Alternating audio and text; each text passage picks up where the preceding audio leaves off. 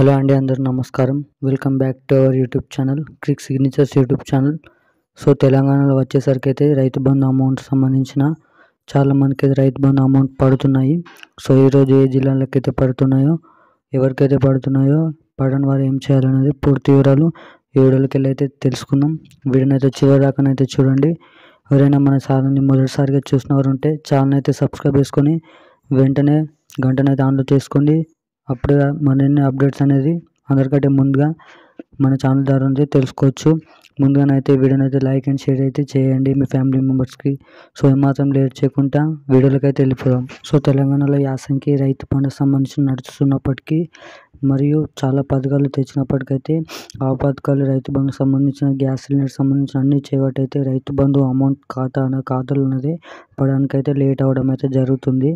So Rythu Bandhu మొదలుపెట్టి ఇప్పటికే నెల అయితే వస్తుంది, నెల ఆఖరి వరకు అయితే వచ్చి రావడం అయితే జరిగింది.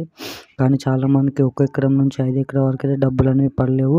సో వారికైతే రానున్న 10-15 రోజులలో కాకుండానైతే తొందరలో వారం రోజులలో అమౌంట్ అనేది ఖాతాలలో జమ చేయాలని అయితే తెలంగాణ రాష్ట్ర ప్రభుత్వం, కాంగ్రెస్ ప్రభుత్వం అయితే నిర్ణయం తీసుకుంది.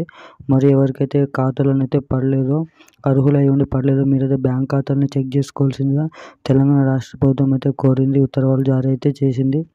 సో అన్ని జిల్లాల వారికైతే ప్రతి ఒక్క జిల్లా వరకు అన్ని జిల్లాల వారికైతే అమౌంట్ అనేది రోజు రోజుకు పెంచడం అయితే జరుగుతుంది. అంటే రోజుకి 10,000 పంచుతుండే, కాకపోతే ఇప్పుడైతే రోజుకి 20,000 మందికి చొప్పున రైతుల ఖాతాలను అయితే అమౌంట్ అనేది ఖాతాలో జమ చేయడం అయితే జరుగుతుంది. సో ఈరోజు అప్డేట్ అయితే ఇది. Thank you guys. మరిన్ని అప్డేట్స్ కోసం ఛానల్ అయితే సబ్స్క్రైబ్ చేయండి. Thank you guys.